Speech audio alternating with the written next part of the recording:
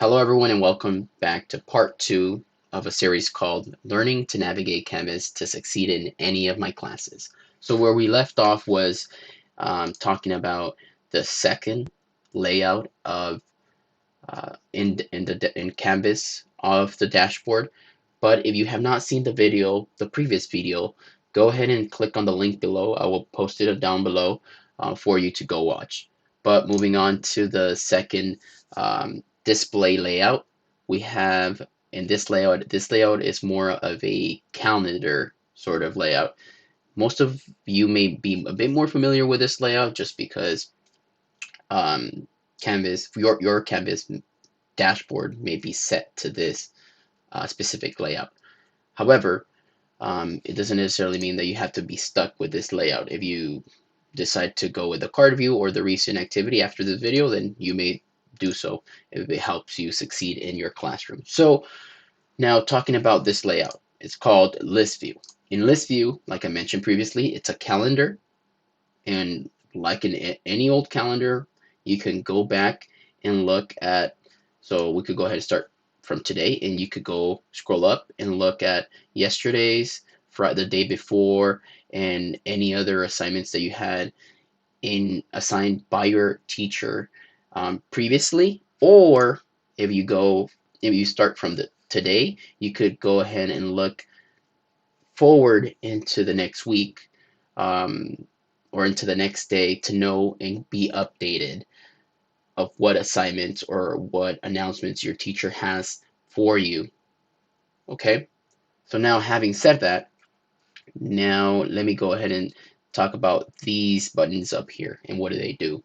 The top one right here, let's say for example, I have, it's going to help me create a to-do list, either personal or for a specific classroom. And what I mean by that is, let's say this is my personal to-do list. I'll just name it personal.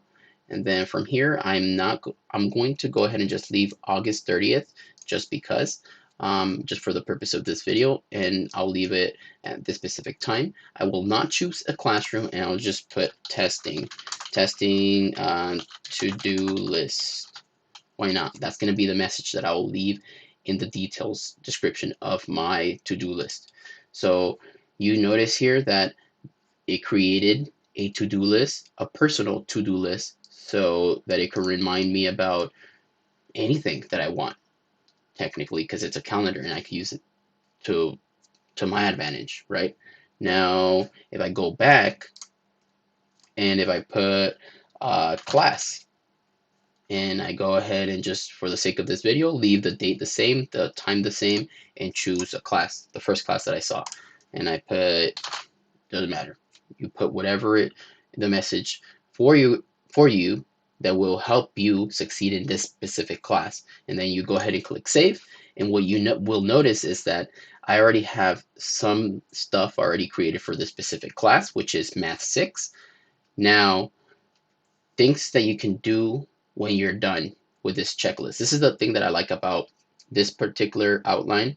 I always like something about each of the outlines, but this one here, you could go ahead and what I like is that you could go ahead and check off on the stuff that you have already completed. For example, let's say that you already completed your class to-do list or your personal to-do list. And if you go ahead and refresh the page, this is going to collapse. It's going to collapse, indicating that you have already completed that specific task. So once again, let me just for the sake of this video, I'll just click on all of them just to indicate and represent that I'm already finished with today's assigned tasks. So that's about that section. So you can see that I already have 3 completed, show 1 completed item. So these are the items that I have already completed. Now moving on to the next icon here.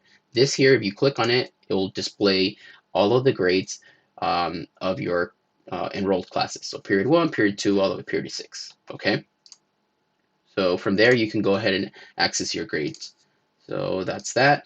Now, another thing that will be really useful is going to be this little bell here.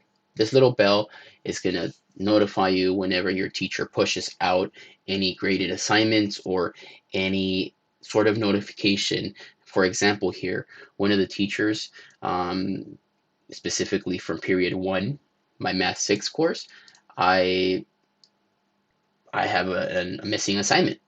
So that tells me that I have either not completed my assignment and I have to do it so I can get credit for it. And it tells you the total points that it's worth. So keep in mind those notifications. Now that's about it for this section here. I'll go ahead and move on to the recent activity. In this recent activity, what I want you to really pay close attention is just going to be this section, because I have already discussed in my video 1 of this series on this other portion of the outline, because it's the same outline as the first outline. So if you missed the first video, go ahead and watch that first video and I'll explain that other section. So moving on to the recent activity layout, what you have in this layout is going to be announcements. It tells you the number of announcements that you have for each specific course, which is really important to be updated on each and every class that you have. Now you have, I won't click on this because it'll just for privacy issues or privacy. Um, we'll go ahead and this one will tell you your conversations that you have, so the inboxes. And I'll go ahead and create a video for that and show you how to create and get in contact with us. That way we can help you succeed in the classroom. Now, if we move on to the third section here, it's an indicative of assignments, the notifications of all of my assignments that I have per specific to each class that I am enrolled in. So period 2, period 1, period 3, and so forth. So all of these are my assignments. So just go ahead and keep up with all those assignments. And remember to read, lead, and I know you know it. I'm not going to say it, but catch you in the next one.